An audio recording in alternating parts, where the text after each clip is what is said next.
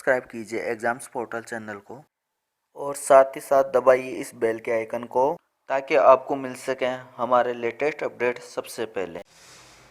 दोस्तों स्वागत है एग्जाम्स पोर्टल एजुकेशन चैनल पर आपका। आज बात कर लेते हैं CBT 2 जो हुआ है LP वाला, इसकी क्या कट ऑफ होगी, कितने वालों को LP में बुलाया जाएगा, क्या साइको बनेगा, क्या होगा, कैसे है, इनके बारे में डिस्कस कर लेते हैं। देखिए LP के लिए जो CBT फेस्ट लगा था उसमें बहुत से बच्चों की संख्या थी कि मेरिट थोड़ी हाई जाएगी, लेकिन बिल्कुल मेरिट आपकी लो गई है, केवल क्वालिफाई मार्क वालों को पास किया है उसने। और अब CBT 2 की बात कर लेते हैं कि LP में CBT 2 जो है उसमें कितने की मेरिट जाएगी, जनरल की क्या होगी, OBC क्या होगी और SC ST क्या होगी। तो देखिए अभी CBT 2 एग्ज़ाम के लिए बहुत से कैंडिडेट ऐसे हैं जिन्होंने केवल ALP के लिए अप्लाई किया है, किसी ने टेक्नीशियन के लिए किया है और किसी ने जैसे ITI वाले टेक्नीशियन के लिए किया है, कोई PCM वाले भी हैं, तो उनके बारे में चर्चा करते हैं। देखिए अच्छी तरह से सुनिए। CBT 2 ये रेलवे की जो CBT 2 एग्ज़ाम हुई है अभी हाल ही में, जो कि 23 जनवरी 2019 को कंप्लीट हुई है, 3-4 दिन जो भी चली है आपकी। देखिए इस CBT जो 2 है इसके बारे में बात करते हैं अपन लोग। इसमें 3 कैटेगरी के आदमी हैं। एक तो आपकी ये 10+2 वाले, दूसरा आपका है इसमें केवल 10+2 PCM, एक है आपका इसमें ये ALP और एक है इसमें आपका ITI। 3 प्रकार के कैंडिडेट हैं इसके अंदर आपका।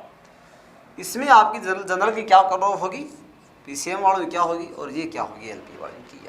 देखिए 10+2 जो आपका है PCM वाले, वो बच्चे केवल टेक्नीशियन के लिए अप्लाई किए हैं और केवल वो टेक्नीशियन की वैकेंसी में ही है। ALP में जो है पोस्ट के लिए वहाँ जो अप्लाइड किए हैं वो एक तो आपका है बीटेक वाले भी इसमें अप्लाई किए हैं और दूसरा है आपका डिप्लोमा पॉलिटेक्निक वाले भी इसी में है और इसी में आपका है ITI वाला, तीनों है। ITI की जो पोस्ट है आपकी, जिसने लास्ट में आपको टेक्नीशियन वाली थी, इसमें केवल आपका ओनली ITI वाले,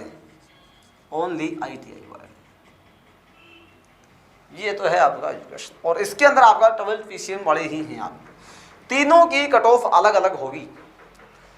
CBT 2 जो है आपका PCM वालों के लिए, जैसे अब CBT 2 में वो क्लियर हो जाते हैं तो डायरेक्ट उनका मेडिकल फिजिकल वगैरह हो जाता है, और ये क्लियर होते हैं तो उनका डायरेक्ट फिजिकल मेडिकल नहीं है, इनके बाद में साइको एग्जाम और है, और ये क्लियर है तो डायरेक्ट इनका आपका डॉक्यूमेंट वेरिफिकेशन। देखिए कैसे है। इसमें भी आपका 3 तरह के कैंडिडेट फॉर्म भरा है, जनरल वाले, OBC, SC और ST, PCM, और इसी में भी इसी प्रकार से इसमें ये फॉर्म भरा है। इसी पर देखिए जनरल, OBC, SC और ST, और इसी प्रकार से इसमें आपके तीनों कैंडिडेट भरे हैं फॉर्म आपके, SC और ST, ये है आपका ये कैंडिडेट। देखिए कैसे कट ऑफ क्या रही। मैं पेपर की बात करता हूं।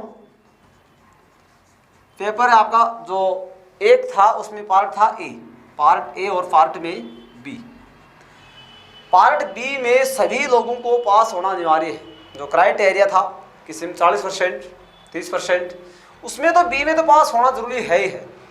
वो आपके क्राइटेरिया को कोई भी कैंडिडेट पार नहीं करता है तो वो क्वालिफाई नहीं होगा, बाहर हो जाएगा। इसीलिए CBT 2 में आपका जो B पार्ट है उसकी छोड़ दो, इसकी मेरिट तो नहीं बनेगी लेकिन इसमें क्लियर होना जरूरी है सभी को। आपका मेरिट में कोई नंबर नहीं जुड़ेगा इसका, केवल इसको क्वालिफाई करना जरूरी है सभी को आपका। ये जिसने सभी को क्लियर क्वालिफाई किया है, फिर आपकी पार्ट A पर जो मेरिट बढ़ेगी वो देखिए क्या है। पार्ट A सभी के लिए कॉमन था।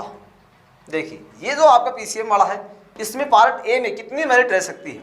PCM में जो जनरल का आदमी है उसकी कुछ वैकेंसी कम थी, लेकिन इसकी जो है आपका वो आपकी लगभग 70 से 75 के बीच में है। 100 नंबर का जो हुआ था, 70 से 75 नंबर जो आदमी लेकर आता है आराम से उसका PCM में सिलेक्शन हो सकता है। जहां OBC की बात करते हैं 60 से 65%। क्या है, थोड़ा जो पेपर था वो मॉडरेट था और पेपर के अंदर आपका सिलेबस के अकॉर्डिंग लोकेशन कुछ नहीं थे, जैसे एक्चुअल में बाहर के क्वेश्चन भी थे, कई जीके के क्वेश्चन भी हार्ड थे और कई सस्पेंस वाले भी क्वेश्चन थे, थोड़ा पूछने में टफ लगा आपका, तो ओबीसी वाला लगभग कितना रह सकता है। एससी और एसटी की लगभग आपकी है 55 से 60 के बीच में। यदि पार्ट फर्स्ट में जो आदमी ये नंबर लेकर आता है आराम से उसका सिलेक्शन पीसीएम में आपका हो जाता है। जी यहाँ तक क्वालिफाई है। बहुत से बच्चों ने अटेम्प्ट किए हैं पीसीएम मॉडल 85, 90, किसी ने 95 किए हैं, हालांकि गलत बिल्कुल कहीं ना कहीं गलती अवश्य होती है।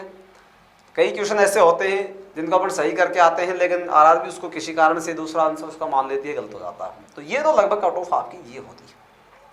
ये जो नंबर ले आता है कोई आदमी इस पीसीएम में, तो उसका डायरेक्ट ही डॉक्यूमेंट वेरिफिकेशन होता है। डायरेक्ट क्या होगा भाई? Document verification. और डॉक्यूमेंट वेरिफिकेशन होने के बाद में डायरेक्ट उसकी क्या बनेगी? मेरिट बनेगी। डायरेक्ट उसकी मेरिट बन जाएगी। ओके, फिर आपको उस जैसे मेडिकल वगैरह के लिए बुलाते हैं, वो आगे प्रोसेस है आपकी ये। जहां एएलपी की बात करते हैं, देखिए एएलपी में देखिए, एएलपी में आपका बीटेक, डिप्लोमा और आईटीआई। यदि इन सभी कैंडिडेटों ने प्रेफरेंस जो है फर्स्ट में वो भरी है एएलपी भरी है इन सभी ने, तो क्या होता है कि पहले एएलपी वालों में क्वालिफाई करके उनको एक बार बुलाया जाता है साइको एग्जाम के लिए। तो देखिए वो क्या है, ये यदि इसमें आपका बीटेक हो, चाहे डिप्लोमा हो, चाहे आईटीआई हो, और एएलपी की पोस्ट के लिए जो अप्लाई किया है उसने ओबीसी में कितना है, मैं बता रहा हूँ राइटली आपका। देखिए जनरल है आपकी, जनरल का लगभग आपका रहेगा इसमें 45 से 50 अंक।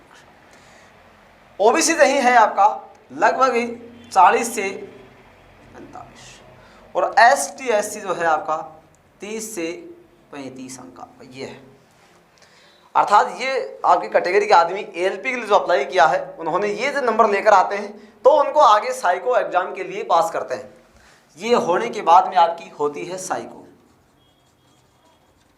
एग्जाम। साइको एग्जाम में आप सभी को ध्यान है, जितनी आपकी पोस्ट है एएलपी की उससे 15 गुना पास करते थे। पहले 15 गुना पास करते थे, अब कम से कम आपका 10 गुना कैंडिडेट इसमें पास होगा आपका, अर्थात टाइम टू 10 गुना। ये तो होता है आपका एएलपी के लिए, आपका जनरल, ओबीसी, एसटी और एससी। यदि जिस आदमी के ये नंबर फर्स्ट पेपर में आ रहे हैं, निश्चित होकर साइको की एग्जाम तैयारी कर सकते हैं आराम से। बहुत से कैंडिडेट ऐसे हैं कि उन्होंने साइको के अंदर क्वालिफाई नहीं कर पाते हैं, इसलिए आपका थोड़ा स्तर नीचा लिया जाता है, आपका लो स्तर से आप उनसे मेरिट बनाई जाती है। फिर उसके बाद में मेडिकल वगैरह होगा, कुछ आगे प्रोसेस है आप। जहां आईटीआई की मैं बात कर रहा हूं, केवल आईटीआई पोस्ट में जो केवल आपका एएलपी नहीं लगाया है, आईटीआई वाला आईटीआई ही लगाया है, तो ये मैं बात कर रहा हूं उसकी। देखिए जनरल का जो आदमी है उसकी आपकी ये है मेरिट जो आपकी है लगभग 40 के आसपास, 40 अंक जो आपकी जनरल वाला लेकर आता है, किसी भी बोर्ड हो जाए कैसा भी हो आपका। ओबीसी की मैं बात कर रहा हूं आपकी लगभग 35 से 38 के बीच। एससी और एसटी की बात कर रहा हूं, ये केवल उसको क्वालिफाई करके आगे निकलते हैं, लगभग आपका 32 से 33 नंबर आपका लेकर आता है लगभग। ये आपका राइटली आइडियल है कि आईटीआई वाला आदमी ये नंबर आपका पार्ट फर्स्ट में लेकर आता है और सेकंड को आपको केवल क्वालिफाई करता है, किसी भी बोर्ड हो, किसी भी जोन से हो। क्यों? आपको दोस्तों ध्यान है कि आईटीआई की वैकेंसी सबसे ज़्यादा, और जब सीबीटी फर्स्ट की एग्जाम हुई और उसका रिजल्ट आया, उस समय आईटीआई वाले बच्चे बहुत कम पास हुए थे। दोबारा से किसी कारण से रिजल्ट आया था तो दोबारा आईटीआई वाले बच्चे बाहर और निकल गए थे, क्योंकि पीसीएम वाले अंदर हो गए थे और बाहर आईटीआई वाले और निकल गए। तो आईटीआई की तो वैसे सीट ज़्यादा थी और पोस्ट वैसे ही आपकी ज़्यादा है और बच्चे क्या थे? कम थे। तो आईटीआई वाला बच्चा दोनों पेपर को क्वालिफाई कर जाता है, लगभग इतने आपका नंबर लेकर आता है तो 100% उसका सिलेक्शन हो जाता है, किसी भी बोर्ड में हो, कैसा भी हो, कोई दिक्कत नहीं। ये तो दोस्तों आपका कट ऑफ के बारे में बात नहीं देखी, +2 वाली, एएलपी और आईटीआई वाली, इस प्रकार से अलग अलग बातें। जैसे ये उनकी प्रोसेस पूरी होगी आईटीआई वालों की, उनको तुरंत ही बुला जाता है आपका मेडिकल एग्जाम के लिए। मेडिकल एंड डॉक्यूमेंट वेरिफिकेशन साथ में ही हो जाता है आपका तुरंत, फिर आपका क्लियर काम है। तो आईटीआई वाले जो आदमी है वो इतने नंबर लेने के बाद में बिल्कुल निश्चिंत रहे कि उनकी आपकी नौकरी 100 की 100% बढ़ गई है। क्लियर है ये बात? फैक्ट है एकदम। ये आपका एएलपी वाला ये क्राइटेरिया है, इसको जिन लोगों ने पार कर दिया है वो साइको की एग्जाम तैयारी बिल्कुल आपकी निश्चिंत होकर कर सकते हैं, किसी भी बोर्ड से हो जाए, कैसा भी हो आपका। ये पीसीएम वाला है, पीसीएम वाले इतने इतने नंबर लेकर आते हैं, तो अपने डॉक्यूमेंट वेरिफिकेशन की तैयारी करें बिल्कुल आप। ये सब काम जब है जब आपने पार्ट बी क्लियर किया, चाहे उस एलपी का हो, चाहे वो आईटीआई का हो, चाहे वो डिप्लोमा का हो, पार्ट बी तो क्वालिफाई करना जरूरी है। और वो आपको निश्चित ध्यान था कितना नंबर, 40% नंबर लाना जरूरी था। बहुत से बच्चे ऐसे हैं कि ए पार्ट में तो अच्छे नंबर बन रहे हैं, लेकिन पार्ट बी में 40% नंबर भी नहीं आ रहे हैं। तो नहीं आ रहे हैं तो भारी होगा, बिल्कुल भार हो जाएगा। तो दोस्तों ये तो था कट ऑफ के बारे में आपकी एलपी में। बहुत से बच्चों से मैंने चर्चा की थी इंस्टीट्यूट के अंदर भी या फिर एग्जाम सेंटर पर भी, तो काफ़ी लड़की इस बात से लेकर चिंतित थे कि भाई मेरिट क्या होगी, ज़्यादा जाएगी या फिर क्या होगा। तो उसमें देखो क्या होता है, कोई भी बच्चा यदि बाहर निकलता है और उसको आप लोग तुरंत पूछते हैं कि कितना क्या अटेम्प्ट किया है, तुरंत बच्चा कहता है मैंने 80 अटेम्प्ट कर दिया या 85 कर दिया। तो आप लोग उससे थोड़ा सा टेंशन में आ जाते हैं कि भाई 85 तो बहुत ज़्यादा हो गया, अपन तो उससे पहुंच ही नहीं सकेंगे। मैं कह रहा हूं कि दोस्तों मैंने CBT 1 में ऐसा भी देखा है, जिन लोगों ने 75 या 76 बता रहे थे, वो आपका कुछ भी बता रहे थे, 60 से ऊपर बता रहे थे, उनमें क्या हुआ आपका कि वो लोग जब CBT आपका इसका रिजल्ट आया था आपका CBT फर्स्ट का, तो जो आप 60 बता रहे थे उनके केवल जैसे 20 के आसपास रह गई, जो 65 बता रहे थे वो आपका मतलब 50 के आसपास रह गई, 15 के आसपास, तो मतलब बहुत डाउन आ गया था आपका। तो उसमें नेगेटिव मार्किंग का ध्यान नहीं रखते वो लोग। और ये मैं गारंटी करता हूँ कि जो आदमी ये कह रहा है कि मेरे 85 सही हैं, उनके 85 नहीं, उनके 65 के आसपास ही बैठते हैं। हो ज़्यादा गलत हो जाए, नेगेटिव में आ जाए, कैसे भी है वो कॉन्फिडेंस है। तो ये तो दोस्तों क्या था CBT 2 के बारे में आपकी, मतलब ये पूरी आपकी कट ऑफ के बारे में थी। कई लोगों की मेरे चर्चा सुनने में आ रही थी भाई क्या मेरिट रहेगी, कैसा रहेगा, कहाँ से क्या है। तो ये नंबर जितने आ रहे हैं आप लोग बिल्कुल प्रिफरेंस होकर आगे की तैयारी बिल्कुल करें। ओके दोस्तों, ठीक, थैंक यू।